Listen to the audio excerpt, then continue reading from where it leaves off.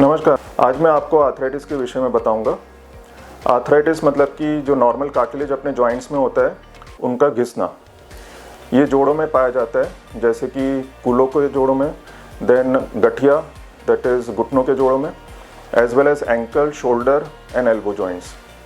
इसके कई प्रकार होते हैं। उसमें ऑस्टियोआर्थराइटिस जो होता है दैट इज़ मोस्ट कॉमन। ये एज रिलेटेड प्रोसेस है जिसमें विटामिन डी और कैल्शियम की कमी की वजह से ये होता है।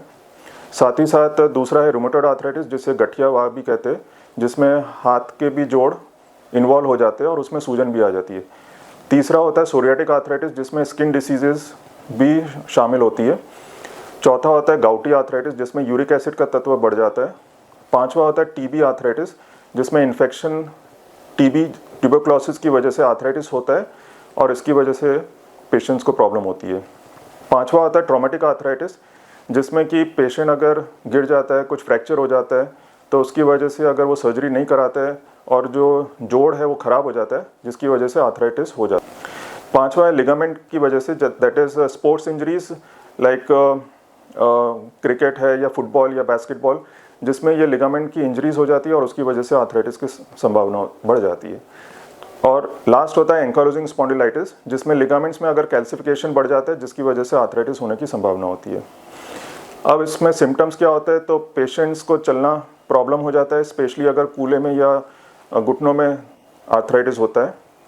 उनका डेली का दिनचर्या में प्रॉब्लम होती है, नीचे बैठ के उठने में तकलीफ होती है और धीरे धीरे अगर पाँव टेढ़े हो जाते हैं तो उनका चलने का चाल जो है, ढंग जो है वो ख़राब हो जाता है। और इसको प्रिवेंट कैसे कर सकते हैं, तो आप अपने सेहत का ख्याल रखिए, because prevention is better than cure. तो उसमें आप अपनी डाइट में vitamin D rich fruits, vegetables, milk and milk products include कर सकते हैं। सनलाइट में बैठिए, स्मोकिंग, एडिक्शन, अल्कोहल, ये सब अवॉइड करिए और एक्सरसाइज करिए। अगर आप एज अ पेशेंट डॉक्टर्स के पास आते हैं तो सबसे पहले हम मेडिसिन देते हैं, फिजियोथेरेपी कराते हैं, और दूसरा स्टेप होता है हम इंजेक्शंस दे सकते हैं, जिसमें स्टेरॉइड का इंजेक्शन होता है या stem cell platelet rich plasma PRP injections होते हैं, या तो फिर viscosupplementation that is oiling based injections होते हैं। फिर लास्ट ऑप्शन हमारे पास सर्जरी होता है। सर्जरी में हम दूरबीन से सर्जरी दैट इज़ आर्थ्रोस्कोपी करते हैं। अगर पैर टेढ़ा हो गया है तो उसे हम सीधा करने के लिए प्लेट लगाते हैं, या तो फिर नी replacement surgeries, hip replacement surgeries, shoulder replacement surgeries करते हैं।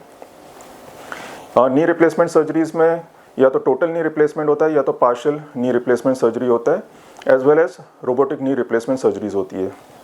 ये सब सर्जरीज अब टेक्नोलॉजी एडवांसमेंट के हिसाब से पेशेंट को दूसरे या तीसरे दिन हम खड़ा कर देते हैं और चला देते हैं और 3-4 दिन में उनकी छुट्टी हो जाती है। अगर आपको ज़्यादा जानकारी चाहिए तो आप रीजेंसी हॉस्पिटल को संपर्क कर सकते हैं। धन्यवाद।